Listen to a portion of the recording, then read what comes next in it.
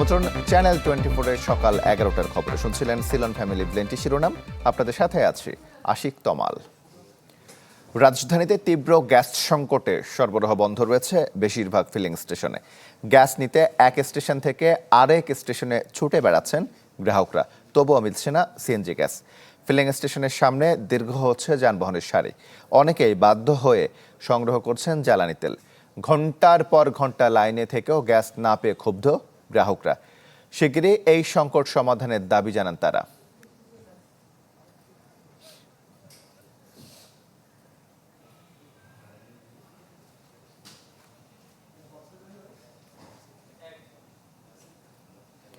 এ বিষয়ে আরো খবর জানতে রাজধানীর তেজগাঁও থেকে সরাসরি যুক্ত হচ্ছেন শফি মাহমুদ সাগর। সাগর, গ্যাস না পেয়ে অনেকেই তেল কিনছেন, পর্যাপ্ত হারে বা কাঙ্ক্ষিত হারে তারা তেল পাচ্ছেন কিনা, আর এই সুযোগে তেলের দাম বাড়ানো হয়েছে কিনা জানাবেন।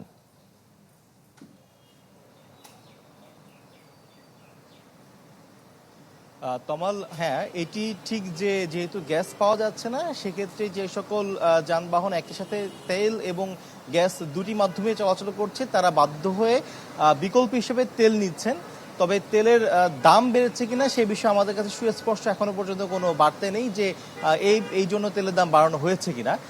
তবে তেলের চাহিদা বেড়েছে, একই সাথে হচ্ছে যে আমরা দেখেছি যে তেলের লাইনে এখন একটু লাইনগুলো বেড়েছে, কারণ হচ্ছে যারা গ্যাস নিতেন, যেহেতু দুটি করে লাইন থাকতো, সেক্ষেত্রে এখন আসলে লাইনটি একটি হয়ে গিয়েছে ফিলিং স্টেশনগুলোতে, এবং সেক্ষেত্রে আসলে যারা গ্যাসের বদলে তেল নিচ্ছেন তারা জানিয়েছেন যে মূলত সাশ্রয়ের জন্য তারা গ্যাস ব্যবহার করতেন, কিন্তু যেহেতু এখন আর গ্যাস পাওয়া যাচ্ছে না, তাই চলাচলের জন্য বাধ্য হয়ে তাদেরকে এখন তেলে শিফট করতে হচ্ছে। একই সাথে জানিয়ে রাখি যে আমি এখন এই মুহূর্তে যেই স্টেশনটিতে আছি, সেটি মূলত সিএনজি গ্যাস বিতরণ করে থাকে এবং এখানে তেল দেওয়া হয় না।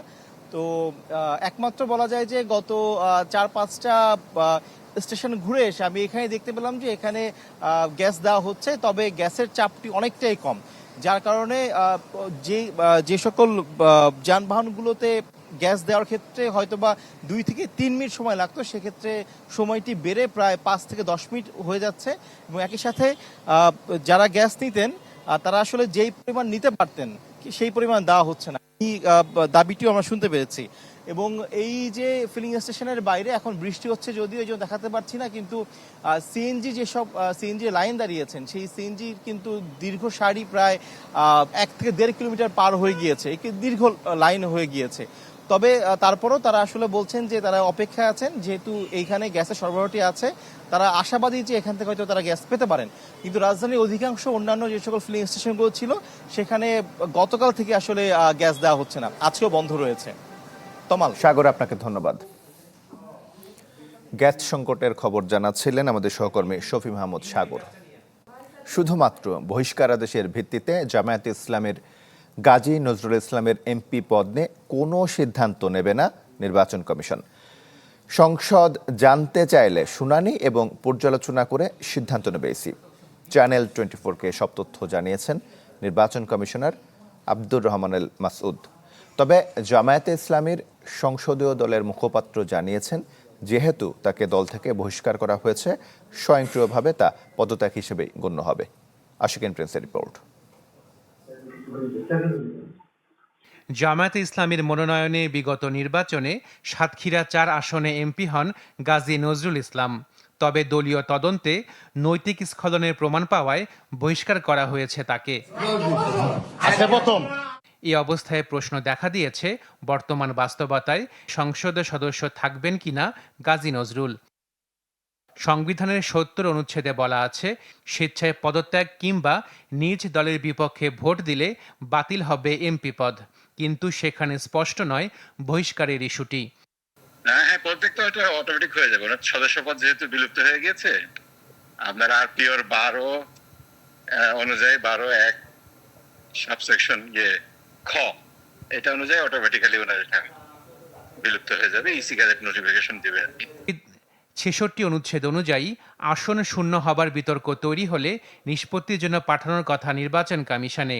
এক্ষেত্রে কমিশনের সিদ্ধান্তই চূড়ান্ত।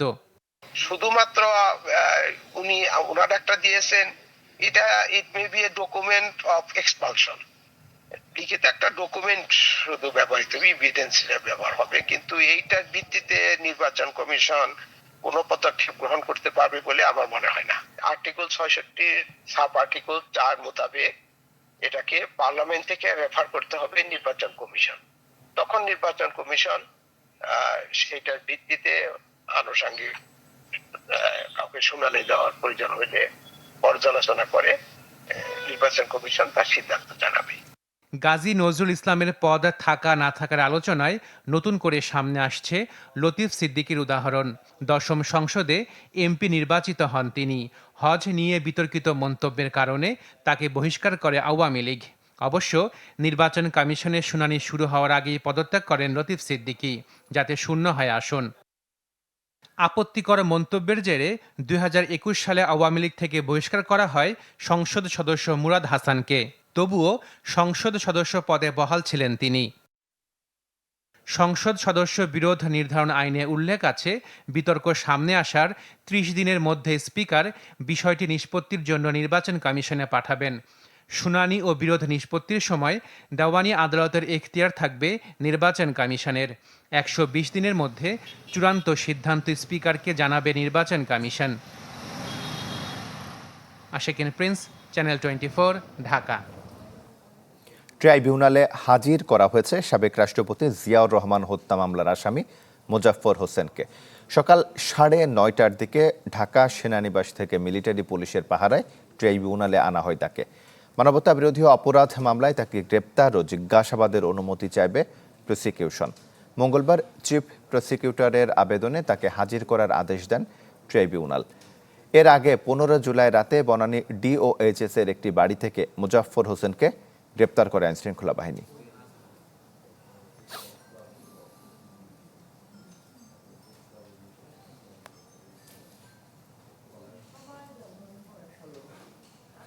সংবিধান সংশোধন নাকি সংস্কার, এমন প্রশ্নে বিপরীত মেরুতে সরকারি ও বিরোধী দল। জামায়াতের দাবি, সংশোধনের মাধ্যমে মৌলিক বিষয় পরিবর্তন সম্ভব নয়, দরকার সংস্কার। তবে বিদ্যমান কাঠামোর বাইরে যেতে চায় না বিএনপি। এই অবস্থায় বিতর্ক দীর্ঘায়িত হলে সংকট বাড়বে বলে মত বিশ্লেষকদের। সাদবিন শফিকের রিপোর্ট। স্পিকার, আপনাকে ধন্যবাদ। গেল 13 জুলাই সংসদের দ্বিতীয় অধিবেশনে গঠন করা হয় সংবিধান সংশোধনে বিশেষ কমিটি। 17 সদস্যের কমিটিতে 5 জনকে রাখার প্রস্তাব করা হয় বিরোধী দলের পক্ষ থেকে। এই কমিটি গঠনের সম্মতি নেই যুক্তিতে সেদিনই সংসদ থেকে ওয়াকআউট করে বিরোধী দল। মাননীয় স্বরাষ্ট্রমন্ত্রী, গণভোটের রায় কার্যকর, সংস্কার কমিশনের সদস্য হিসেবে শপথ নেয়া কিংবা জুলাই সনদের বাস্তবায়ন, এমন নানা বিতর্কে প্রথম অধিবেশনের প্রথম দিন থেকেই সরব ছিল ত্রয়োদশ জাতীয় সংসদ। এ নিয়ে নিজেদের পক্ষে আইনের ব্যাখ্যা বিশ্লেষণ তুলে ধরে সরকার ও বিরোধীরা। সংবিধান সংস্কারের জন্য কমিশন গঠন না করে সংশোধনের জন্য কমিটি গঠন করলে সংকটটা কোথায়, প্রশ্ন ছিল জামায়াতের এই সংসদ সদস্যের কাছে। বলছেন, শক্ত আইনি ভিত্তির জন্য সংস্কার ছাড়া বিকল্প নেই। আমরা চাচ্ছি গণভোটের যে রাইট আমরা জনগণ দিয়েছে এটার পরিপূর্ণ বাস্তবায়ন। তো এখন সরকার যেটা চাচ্ছে, ওই আদেশকে সম্পূর্ণরূপে ডিসকার্ড করে এটাকে এক সাইডে রেখে এটাকে অবৈধ বলে গতানুগতিক পন্থায় ওনারা সংবিধান সংশোধন করতে যাচ্ছেন। এটা আমরা টেকসই হবে বলে মনে করি না। ভবিষ্যতে আমাদের প্রজন্মকে আমরা বিপদের মুখে ঠেলে দিব, যেভাবে পঞ্চম সংশোধনীকে বাতিল করা হয়েছিল। তবে সংশোধন বা সংস্কার যেটাই বলা হোক না কেন, তা বিদ্যমান সংবিধানের আলোকে করার কথা বলছে সরকার।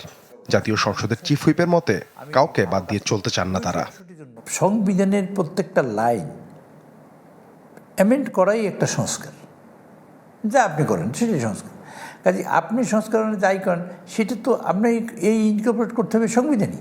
আমরা যেটা করতে চাই সব কিছুই হবে এইটার আলোকে, সংবিধানের আলোকে, এবং সংবিধানেই সেগুলো লিপিবদ্ধ হবে। তবে পুরো বিষয়টাকে আরো সহজভাবে দেখতে চান জাহাঙ্গীরনগর বিশ্ববিদ্যালয়ের সরকার ও রাজনীতি বিভাগের এই অধ্যাপক। বলছেন, বিদ্যমান কাঠামোর মধ্যেই সংবিধান সংশোধন করা যেতে পারে।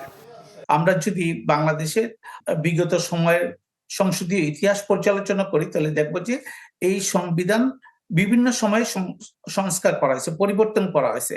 ফলে আগামীতেও যে সংশোধনের দাবিগুলো উঠে আসছে সেগুলো বিদ্যমান সংবিধান সংস্কারের মাধ্যমে সম্ভব হতে পারে। অন্যথায় যেটা হবে, আপনার বিতর্ক দীর্ঘায়িত হবে এবং আমাদের সংকটগুলো আরো ঘনীভূত হবে। এই ইস্যুতে এরই মধ্যে রাজপথে আন্দোলনের হুমকি দিয়েছে বিরোধী দল। সাদবিন শফিক, চ্যানেল 24, ঢাকা। নবনিযুক্ত নৌবাহিনী প্রধান রিয়ার অ্যাডমিরাল খন্দকার মিসবাহ-উল আজিমকে র্যাঙ্ক ব্যাচ পড়ালেন প্রধানমন্ত্রী তারেক রহমান। সকালে ঢাকা সেনানিবাসে সশস্ত্র বাহিনী বিভাগের প্রধানমন্ত্রীর কার্যালয়ে আয়োজিত অনুষ্ঠানে তাকে র্যাঙ্ক ব্যাচ পরিয়ে দেওয়া হয়। এ সময় বিদায়ী নৌবাহিনী প্রধান অ্যাডমিরাল এম নাজমুল হাসান উপস্থিত ছিলেন।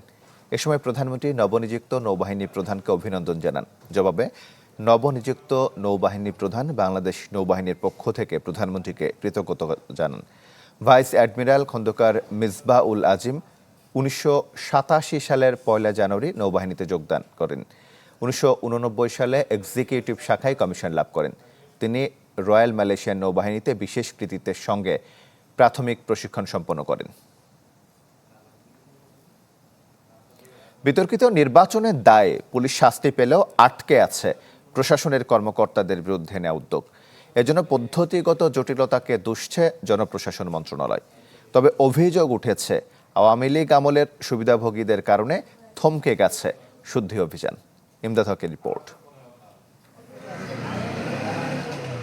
আওয়ামী লীগ আমলে 3টি জাতীয় নির্বাচনে নানা মহলে প্রশ্নবিদ্ধ। বিনা প্রতিদ্বন্দ্বিতায় নির্বাচন, রাতের ভোট কিংবা ডামি প্রার্থী, বিশ্বাসযোগ্যতা হারায় নির্বাচনী ব্যবস্থা। বিতর্কিত সেই সব নির্বাচনে অনিয়মের অনুসন্ধানে নামে অন্তর্বর্তী সরকারের সময় গঠিত কমিশন। রিপোর্টে বলা হয়, ইসিকে নিধিরাম সর্দার বানিয়ে নির্বাচন ব্যবস্থার নিয়ন্ত্রণ সরিয়ে নেওয়া হয় প্রশাসনের হাতে। কারসাজির সাথে জড়িত 22 জেলা প্রশাসককে বাধ্যতামূলক অবসরে পাঠায় অন্তর্বর্তী সরকার। ওএসডি করা হয় 54 জনকে, যাদের বেশিরভাগই অনিয়ম দুর্নীতিতে অভিযুক্ত। চাকরির বয়স 25 হলে এসব কর্মকর্তাকে বাধ্যতামূলক অবসরের সিদ্ধান্তও নেয় জনপ্রশাসন মন্ত্রণালয়। আমাদের যে সরকারি কর্মচারী শৃঙ্খলা আপিল বিধিমালায় যে শাস্তিযোগ্য অপরাধগুলো, এখানে আসলে এখন খুব বেশি একটা কারোর বিরুদ্ধে ব্যবস্থা নেওয়া হয় না। এটা যদি চাঙ্গা থাকতো, লোকের ভয় থাকতো, এই ভয়টাও নাই। কিছু হবে না, এটা করে ফেলাইছি, কারণ এটা সবাই মিলে করছে। কেন তাদের বিরুদ্ধে যে শাস্তিমূলক ব্যবস্থা যদি নেওয়া হয়, তাহলে ভবিষ্যতে যারা ওই ডেস্কে কাজ করবে তারা যথেষ্ট সতর্ক হয়ে কাজ করবে, আর তা নাহলে পারে এরকম ভবিষ্যতে আরও হতে পারে। অন্তর্বর্তী সরকারের সময় ও বিএনপি সরকার দায়িত্ব নেয়ার পর শতাধিক পুলিশ কর্মকর্তাকে বাধ্যতামূলক অবসরে পাঠালেও আটকে যায় প্রশাসন কর্মকর্তাদের বিরুদ্ধে ব্যবস্থা নেয়ার উদ্যোগটি। তবে পদ্ধতিগত জটিলতার কথা বলে বিষয়টি এড়িয়ে যেতে চাইছেন জনপ্রশাসন মন্ত্রণালয়ের সংশ্লিষ্ট কর্মকর্তারা। দুর্নীতির জন্য একজন কর্মকর্তাকে তিরস্কার করা যায়, সে যদি জানে যে আমাকে তিরস্কার করলেই আমি পার পেয়ে যাব, তদবির করে সে তিরস্কার নেয়, তার আর কোনো শাস্তি হয় না। আর আপনার সরকারি চাকরি আইনে 1 বছর পর্যন্ত জেল খাটলেও তার চাকরি যাবে না।